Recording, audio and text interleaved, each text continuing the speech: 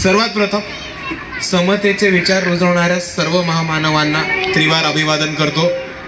इथे उपस्थित सगळ्या मान्यवरांना, मंचावरील सगळे मान्यवर, त्याच्या अबुलबाई मुंबई प्रदेश अध्यक्ष, सुनीताताई गायकवाड आपल्या मुंबईच्या महिला अध्यक्ष, परमेश्वर दादा रणचूर मुंबईचे युवक अध्यक्ष, मनीषाताई जे आपल्याला सपोर्ट द्यायला शिवसेनेमधून आज इकडे उपस्थित झाले आहेत, तसेच आपल्या जिल्ह्याचे अध्यक्ष अमोन्ये साहेब, तालुका अध्यक्ष स्वप्नील दादा, अजून कोणाचं नाव राहिलं असेल तर मी दिलगिरी व्यक्त करतो। तसेच इथे उपस्थित सगळे मान्यवर, माझ्या माता भगिनींनो, बंधूंनो आणि या चळवळीतल्या साथीदारांनो, तुम्हा सर्वांना माझा जय जिजाऊ, जय शिवराय, अस्सलाम वालेकुम आणि जय भीम। आज आपला तिसरा दिवस आहे आणि समाप्तीचा कार्यक्रम आहे तो आपल्या जनसंवाद यात्रेचा। आणि ह्या जनसंवाद यात्रेला आपण बघितलं असेल तर कालपासून चालू झाली, 3 जिल्हे पूर्ण केलेत, 8 ते 9 आपण तालुके पिंजून काढलेत आणि प्रत्येक ठिकाणी ह्याला खूप मोठा प्रतिसाद आपल्याला मिळताना दिसतोय। आणि हा जनप्रतिसाद मिळण्याचे आपल्या सर्वांसमोर एकच महत्वाचं कारण, ते महत्वाचं कारण म्हणजे की आज मुंबईकरांच्या समोर अनेक प्रश्न आहेत, अनेक समस्या आहेत, त्यांच्या समोर अनेक अडचणी आहेत, पण असं कोणीच नाहीये की त्यांचं ऐकून घेतंय। आपले खासदार होते, इकडचे आमदार आहेत, नगरसेवक असतील, आता तर महानगरपालिका पण बंद करून टाकली, तिकडे राज्यपालाचं शासन आणून टाकलंय। म्हणून अशी एक परिस्थिती झाली आहे की आपल्या सर्वांना हे दिसतं की आपल्याला प्रश्न बोलायचे आहेत, आपल्याला आपले प्रश्न लोकांसमोर मांडायचे आहेत आणि इकडच्या लोकप्रतिनिधींचं ते काम आहे की आपले प्रश्न ऐकून घेणं, पण आपल्या समोर आपले प्रश्न ऐकून घ्यायला कोणी येतच नाही। आपल्याला एक गोष्ट दिसून येते की मुंबई आज इकडे लंडन, न्यूयॉर्क, बर्लिन, पॅरिस या मोठ्या शहरांच्या तुलनेमध्ये आपण मुंबईचा गौरव करतो आणि मुंबई त्या शहरांच्या तुलनेमध्ये त्या शहरांच्या ताकदीमध्ये उभी राहिली आहे। पण आज जर आपण बघितलं तर त्या शहरांमधल्या नागरिक जितक्या आरामात राहतात, जितक्या सोयी सवलती मिळतात, तितक्या मुंबईकरांना बिलकुल मिळत नाहीत। ही आज वस्तुस्थिती आपल्या समोर। आज मुंबई भारतातली सगळ्यात महागड्या शहर आहे, सगळ्यात महागडी सिटी म्हणून ओळखली जाते आणि खऱ्या अर्थाने आहे। आपण किराया, आपण रेंट, आपण आपल्या घराचं भाडं खूप जास्त भरतो, आपण आपल्या जीवनाच्या दैनंदिन जेवणामध्ये कितीतरी जास्त खर्च करतो, आपण खूप महागडं जीवन जगतो आणि मुंबईमध्ये महागाई खूप प्रकारे वाढली आहे, त्याचा फटका आपल्याला बसतो। पण हेच समजून घेताना आपल्याला दुसऱ्या बाजूला दिसून येतं की इकडचे जे सरकार आहे, जे दर आहे, जी महागाई आहे, जे मुंबईची भाडी येत आता, त्या दर्जेचं काम इकडे कोणताही लोकप्रतिनिधी आपल्याला करताना दिसत नाही। आपण एक गोष्ट समजून घेऊयात की आपले लोकप्रतिनिधी असतात ते फक्त इलेक्शनच्या वेळेस प्रकट होतात आणि त्याच्यानंतर गायब होतात। आपण कितीतरी वर्ष राहतो या परिसरामध्ये, एकदा तरी तुमच्यापर्यंत कोणताही खासदार किंवा आमदार आलाय आणि विचारलं तुमचा प्रश्न काय, तुमच्या समस्या काय, तुमच्या अडचणी काय, किंवा सोपं आम्ही निवडून आलो तर आम्ही तुमची मदत कुठल्या पद्धतीने करू, असं विचारलंय कोणी नाही। आणि ह्याच्यासाठी मुंबईच्या प्रदेश कमिटीने या जनसंवाद यात्रेची सुरुवात केली होती, या जनसंवाद यात्रेचं आयोजन केलं होतं आणि त्याला खूप मोठा प्रतिसाद हा आपल्याला इकडे मिळताना दिसतोय।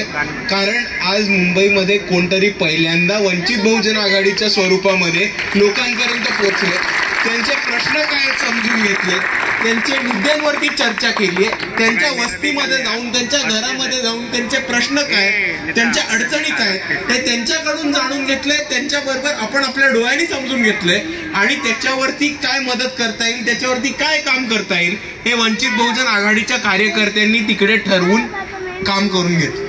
आणि हेच जनसंवाद यात्रेमध्ये फिरत असताना बरेच प्रश्न प्रामुख्याने समोर आलेत। एक मोठा प्रश्न आपल्या सर्वांसमोर आलाय, तो म्हणजे इकडच्या आपल्या प्रदूषणाचा। मुंबईमध्ये प्रदूषण खूप मोठ्या संख्येने वाढलेलं आहे आणि त्याचा त्रास आपल्या सर्वांना होतो। आणि तो सर्वसामान्याचा प्रश्न नाहीये, तो आपल्या सर्वांचा प्रश्न आहे. कारण तुम्ही आणि आम्ही जो श्वास घेतो त्याच हवेचा श्वास अंबानी पण घेतो की नाही, त्याच हवेचा श्वास मुख्यमंत्री घेतात की नाही, राज्यपाल घेतात की नाही. पण हे यांच्या एसीच्या बाहेर कधी पडत जागा आहेत ज्यांना आपण इंग्लिशमध्ये रेसिडेन्शियल एरियाज म्हणतो. त्या रेसिडेन्शियल एरियामध्ये रेड कॅटेगरीचे म्हणजे एकदम डेंजर कॅटेगरीचे कारखाने उघडलेत. आणि ते उघडलेत कोणी? इकडच्या सत्ताधाऱ्यांनी. आणि ते का उघडलेत? कारण ते कारखाने ज्यांचे आहेत, त्या कारखान्यांचे जे मालक आहेत त्यांचे आणि इकडच्या सत्ताधाऱ्यांचे आर्थिक सातेलोटे आहेत. आणि त्याच्यासाठी पैसा जास्त कमवायला आणि त्या पैशातूनच स्वतःचं करप्शन करून परत निवडणूक लढवायला या इकडच्या सत्ताधाऱ्यांनी कॉम्प्रोमाइज केलेलं आहे त्या कारखानदारांची, अशी आज वस्तुस्थिती. आणि ह्याच्यावरती आवाज उठवणारा एकमेव पक्ष म्हणजे वंचित बहुजन आघाडी. आपण सायनमध्ये त्या हेड ऑफिस वरती आंदोलन केलं, मोर्चा केला आणि त्यांना तिकडच्या अधिकाऱ्यांना जाऊन सांगितलं की इतके इतके कारखाने हे रेसिडेन्शियल एरियामध्ये येतात, हे रेड कॅटेगरीचे येतात, हे बंद करणं तुमचं काम आहे. तुम्ही जाऊन बंद नाही केलं, तुम्ही जाऊन कारवाई नाही केली तर त्या कारखान्यांना जाऊन टाळं लावण्याचं काम वंचित बहुजन आघाडी करणार. दुसऱ्या बाजूला एक महत्वाचा प्रश्न येतो, तो म्हणजे अडाणी इलेक्ट्रिसिटीचा, अडाणी पॉवरचा. आपल्या सर्वांना माहिती आहे की अडाणींनी काय लूटमार चालू केली आपल्या सर्वांची. मुंबई सबअर्बन एरिया जो येतो, उपमहानगर जे येतं, तिकडे अडाणीची इलेक्ट्रिसिटी येते किंवा टाटाची इलेक्ट्रिसिटी येते. आणि मुंबई शहर जे येतं तिकडे BEST ची इलेक्ट्रिसिटी येते, बरोबर. आता तुम्ही उपमहानगरामध्ये पर युनिट किती भरता? 2.21 पर युनिट इतकं आपण भरतो. आणि शहरामध्ये चार्जेस किती येतात BEST चे? 1.17. तर हे समजून घ्या, उपमहानगर पर युनिट विजेला दुप्पट रेट भरतोय, तो पण अडाणीला, सरकारला नाही जाते. आणि ही दडपशाही आणि ही लूटमारी अडाणीची कोणीतरी बंद करायलाच हवी. दुसऱ्या बाजूला आपण समजून घेऊयात की आपल्याला घरी मीटर टाकायचं होतं, घरी नवीन घर आहे किंवा नवीन बांधकाम केलंय, घरी मीटर टाकायचंय. हा प्रश्न सर्वांचा आहे. इलेक्ट्रिसिटीचं मीटर तर सर्वांच्या घरी आहे. जर आकडा टाकला असेल तर खुलं खुलं सांगू नका फक्त. पण इलेक्ट्रिसिटीचं मीटर तर सर्वांकडे आहे. आता इलेक्ट्रिसिटीचं मीटर घरी येऊन बसवणं कोणाचं काम आहे? सरकारचं. BESTचं जेव्हा कामकाज चालू होतं तेव्हा एक सोपा मार्ग होता की आपण ऍप्लिकेशन करायचं, आम्हाला घरी इलेक्ट्रिसिटीची लाईन हवी आहे, ते घरी येऊन लाईन पण टाकून द्यायचंय आणि मीटर पण लावून द्यायचंय. आता सरकार काय, आता अडाणी काय म्हणतात, तुम्हाला इलेक्ट्रिसिटी हवी असेल तर तुम्हाला सरकारकडनं आणि पोलिसांकडनं NOC, नो ऑब्जेक्शन सर्टिफिकेट आणायला लागेल. आणि ते नो ऑब्जेक्शन सर्टिफिकेट आणून आम्हाला दाखवलं कीच आम्ही तुम्हाला मीटर म्हणून जाऊन देऊ. आता आपल्या घरी येऊन मीटर बसवणं हे सरकारचं काम आहे, अजून कोणाचं नाही. जर आपल्याला घरी इलेक्ट्रिसिटी हवी असेल, जर आपल्याला आपल्या घरी इलेक्ट्रिसिटीचं मीटर हवं असेल तर ते सरकारने येऊन बसवलं पाहिजे. आपण कुठेही झक मारत जाणार नाही घरी NOC आणायला, मीटर आणायला. ते आपलं कामच नाही. आणि हे अडाणीवाले खूप चालाकी करतात. व्हीलिंग चार्जेसला जास्त पैसे लावतात, घरी लाईन आणायला पर मीटर चार्जेस जास्त लावतात. आणि जर कोणी पैसे नाही दिले तर काय करतात, हे साले फट्टू आपल्या इलाक्यामध्ये यायला घाबरतात लाईन कापायला. डायरेक्ट कांदिवलीच्या ऑफिस मधनं वीज कापून टाकतात. आपल्या इलाक्यामध्ये यांची पाय ठेवायची हिंमत नाहीये लाईन कापायची. बरोबर, राईट. आणि म्हणून मी तुमच्या सर्वांसमोर म्हणतो की जर वंचित बहुजन आघाडी सत्तेमध्ये आली तर अडाणीचा कारभार पूर्णपणे बंद करू आणि अख्ख्या मुंबईला, महानगराला, उपमहानगराला, सबअर्बनला सगळीकडे समान दर्जाचा, समान रेटची इलेक्ट्रिसिटी पुरवठ्याचं काम हे वंचित बहुजन आघाडी करेल. आणि BESTचा कारभार परत आणेल. आणि BESTचा कारभार आपल्याला खूप मदत करत होता, मी तुम्हाला समजून सांगतो. आपण बघूयात, आता प्रवाशांची पण महागाई एका ठिकाणी वाढलेली आहे, आपल्याला हे पण दिसून येतं. गेल्या 2-3 वर्षात मेट्रो तर महागडीच झाली आहे, पण BESTचे आपले बसेस आणि लोकल ह्याचे पण दर वाढवण्यात आले. ते का वाढवण्यात आले? कारण BESTचे 2 विभाग होते. एक होता विद्युत डिपार्टमेंट, इलेक्ट्रिसिटी डिपार्टमेंट, आणि दुसरा होता वाहतूक डिपार्टमेंट, ट्रान्सपोर्ट डिपार्टमेंट. बरोबर, माहिती आहे सगळ्यांना.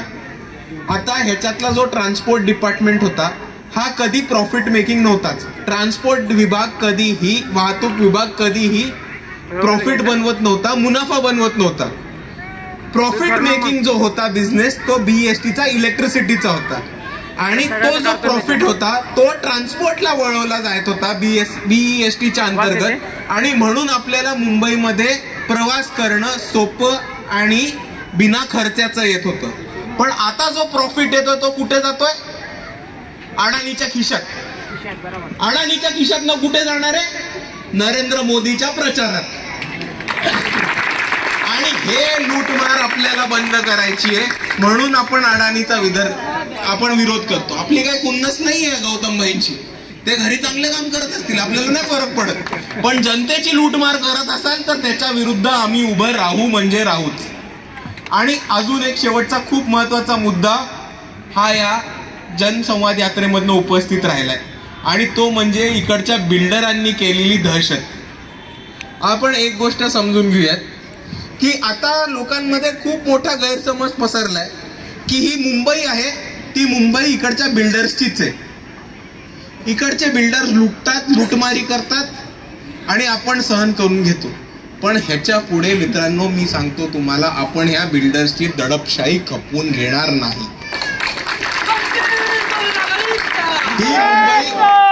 ही मुंबई मुंबईकरांची आहे, ही मुंबई बिल्डर्सची नाही. बऱ्याच गोष्टींमध्ये फसवतात. सगळ्यात पहिले चुकीचा सर्वे करून जातात.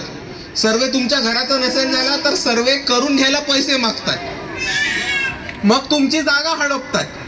जागा हडपून कितीतरी असे ठिकाण आहेत, सिद्धार्थ कॉलनी, रमाबाई नगर, लाल डोंगर, कुर्ल्यामधले काही प्रकार, अणुशक्ती नगर, जिकडे 25-25 वर्ष लोकांनी करतात आणि आपण सहन करून घेतो.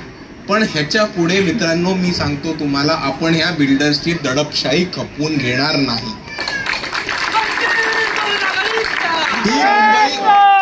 ही मुंबई मुंबईकरांची आहे, ही मुंबई बिल्डर्सची नाही. बऱ्याच गोष्टींमध्ये फसवतात. सगळ्यात पहिले चुकीचा सर्वे करून जातात. सर्वे तुमच्या घराचा नसेल झाला तर सर्वे करून घ्यायला पैसे मागतात. मग तुमची जागा हडपतात. जागा हडपून कितीतरी असे ठिकाण आहेत, सिद्धार्थ कॉलनी, रमाबाई नगर, लाल डोंगर, कुर्ल्यामधले काही प्रकार, अणुशक्ती नगर, जिकडे 25-25 वर्ष लोकांची झोपडपट्टी उद्ध्वस्त केली आहे, लोकांची वस्ती उद्ध्वस्त केली आहे आणि अजूनही त्यांना राहायला जागा तिकडच्या बिल्डरनी दिली नाही. जिकडे ते काम करून देतात तिकडे अर्धवट काम करून देतात. SRAच्या जास्तीत जास्त बिल्डिंग मध्ये आपण जाऊन तपासलं तर कुठे वीज नाहीये, कुठे पाणी नाहीयेत, कुठे पाणी येतं तर ते अख्ख्या 5-6 घरांमध्ये गळती लागते, त्याला लिकेजेसचा प्रॉब्लेम सगळीकडे चालू होतो. 25-25 माळ्याची बिल्डिंग बांधतात पण लिफ्ट बांधायची विसरून जातात. आणि ह्या बिल्डरांचं असं अर्धवट काम तुम्हाला वाटतं, पण ते अर्धवट नाही, ते जाणीवपूर्वक केले, कारण त्यांना त्याच्यातले पैसे मारायचे आणि इकडच्या गोरगरिबांना लुटायचे. आणि ह्याच्या विरुद्ध वंचित बहुजन आघाडी एक मोहीम घेऊन आली आणि आम्ही सर्व तुम्हाला विनंती करतो की या मोहीम मध्ये आम्हाला साथ द्या. आपली एकच मागणी आहे, आपली मागणी आहे की आम्हाला घराच्या बदल्यात घर पाहिजे. आणि हे फक्त बिल्डर्स साठी नाहीये, हे MMRDA साठी पण आहे, हे रेल्वेच्या वेस्टर्न विभागासाठी आहे आणि रेल्वेच्या सेंट्रल डिव्हिजन साठी पण आहे. जर तुम्ही रोड कटिंग साठी, रेल कटिंग साठी किंवा SRAच्या प्रोजेक्ट साठी आमचं घर घेत असाल तर आम्हाला त्याच्या बदल्यात एक घर पाहिजे. जोपर्यंत, आणि म्हणून मी तुम्हाला सांगतो, आणि ह्या मोहिमेमध्ये तुमची साथ आम्हाला खूप गरजेची आहे, कारण आपण सर्वांनी एकत्र येऊन हे सांगितलं पाहिजे की जोपर्यंत आम्हाला नवीन राहतं घर मिळत नाही तोपर्यंत तुम्ही आमचं आत्ताचं घर घेणार नाही. आणि मी तुम्हाला सांगतो की तुम्ही ठामपणे एक भूमिका घ्या, तुम्ही ठामपणे एकत्र येऊन एक आवाज उचला की जोपर्यंत आम्हाला ह्याच स्क्वेअर फूटचं, ह्याच परिसरामध्ये एक घर मिळत नाही आणि जोपर्यंत त्या घरामध्ये आम्ही सहकुटुंब आणि सहसामान शिफ्ट होत नाही तोपर्यंत आम्ही राहतं घर सोडणार नाही.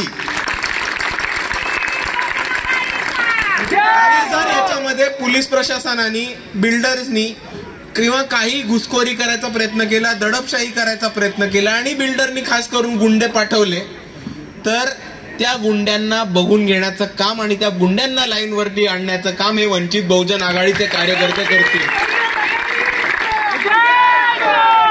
कारण मी खऱ्या अर्थाने सांगतो, शराफत पे उतर गए तो हमारे से बड़ा गुंडा नहीं है शहर में.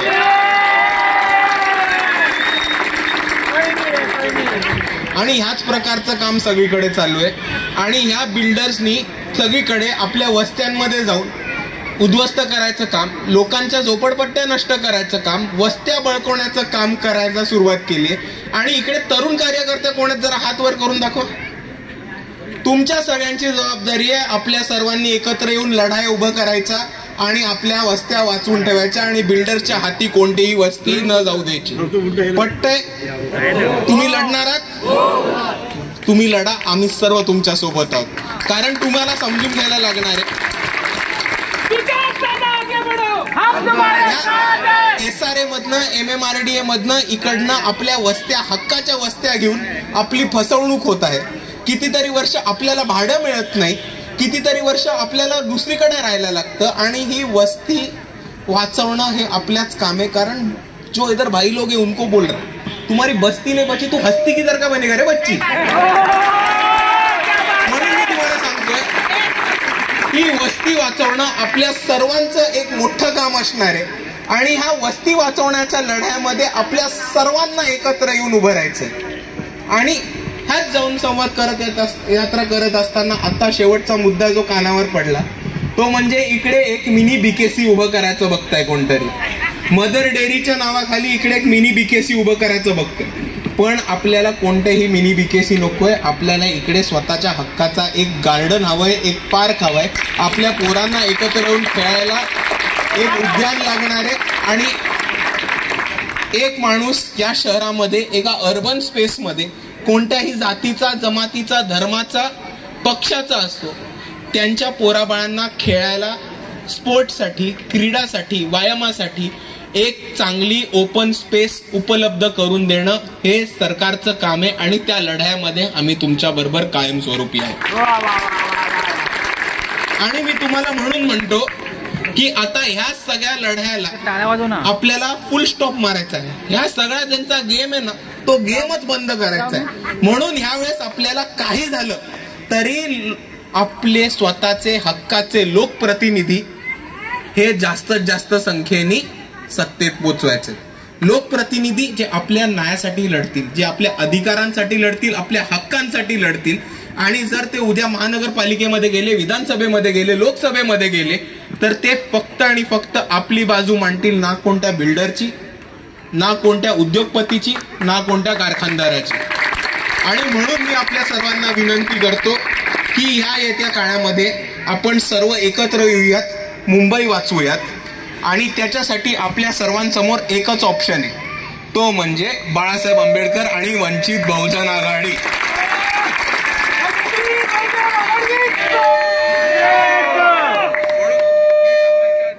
आपल्या सर्वांना एवढीच विनंती करतो की ह्या येत्या निवडणुकांमध्ये जास्तीत जास्त संख्येने, जास्तीत जास्त मतांनी आपण वंचित बहुजन आघाडीच्या उमेदवाराला निवडून देऊयात, बाळासाहेब आंबेडकरांचे हात बळकट करूयात.